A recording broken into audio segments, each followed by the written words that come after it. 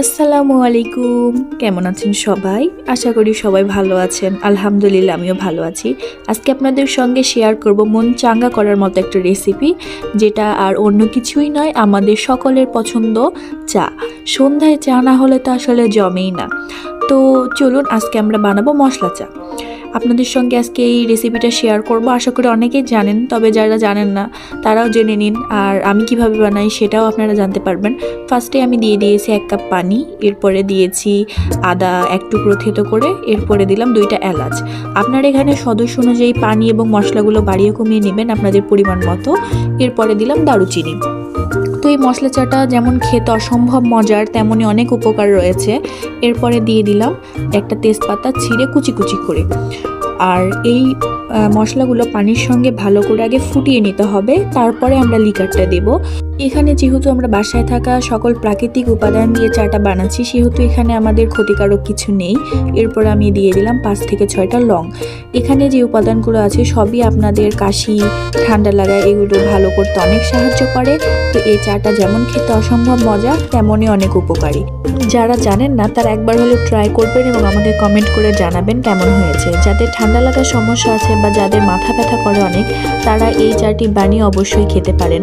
অনেকেই যাদের ছোট বাচ্চা আছে তারা ঠান্ডার মধ্যে বাইরে থেকে এসে চটজলদি এই চাটা বানিয়ে খেয়ে নিতে পারেন। তাহলে আশা করছি আপনাদের ঠান্ডা লাগার প্রবলেমটা বাবুর কাছে যাবে না। তো এরই মধ্যে কথা বলতে বলতে আমার চা হয়ে গিয়েছে। এখানে একটা ছাঁকনির সাহায্যে আমি চাগুলো ছেঁকে নেব। এবং আপনাদেরকে আরেকটা কথা বলি, এই চায়ের সাথে যদি মধু দিয়ে খেতে পারেন তাহলে আরও অনেক বেশি ভালো উপকার করে। আমাদের চিনি ছাড়া চা খাওয়ার অভ্যাস করাটা ভালো, কারণ চিনি আমাদের ডায়াবেটিস তৈরি করে। আরও বিভিন্ন ধরনের সমস্যা হতে পারে, যেটা আমাদের বয়স্কদের আরও অনেক বেশি সমস্যা তৈরি করতে পারে। তো এখন আমি পরিমাণ মতো এখানে মধু মিশিয়ে নেব।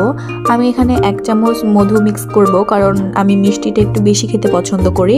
তো আপনারা এখানে বাড়িয়ে কমিয়ে নেবেন। আমি সবসময় বলে থাকি যে পরিমাণটা আপনাদের ওপর নির্ভর করবে, আপনাদের টেস্টের ওপর নির্ভর করবে। শুধু কি কি উপাদান লাগে তৈরি করতে সেটা আমাকে ফলো করতে পারেন। তো এখানে যেহেতু আমি একার জন্য চা বানাচ্ছিলাম, এর জন্য আমি সব কিছুই কম কম দিয়ে দেখিয়েছি। আপনারা আপনাদের পরিমাণ মতো অবশ্যই নিয়ে নেবেন এবং করার পরে কেমন হয়েছে অবশ্যই আমাকে কমেন্ট করে জানাতে ভুলবেন না। এই চাটা আমি আবারও বলছি অসম্ভব মজা এবং শরীর চাঙ্গা করার মতো একটা চা। আর এই মশলা চা বানানো শিখিয়েছিল আমার বড় ভাবি মাসুরা খাতুন। থ্যাংক ইউ ভাবি। অসম্ভব মজার চাটা এবং আমার অনেক কাজে আসে। যখন মাথা ব্যথা করে অথবা আমার ঠান্ডা লাগার সমস্যাটা হয় তখন আমি খাই এবং অনেক উপকার পাই। আপনাকে আবারও থ্যাংক ইউ সো মাচ। তো আপনারা অবশ্যই ট্রাই করবেন আর আমার পাশে থাকবেন। লাইক, কমেন্ট, শেয়ার এবং সাবস্ক্রাইব করবেন। আর অবশ্যই জানাতে ভুলবেন না যে কেমন হয়েছে আজকের মশলা চাটা। আপনারা অবশ্যই ট্রাই করবেন।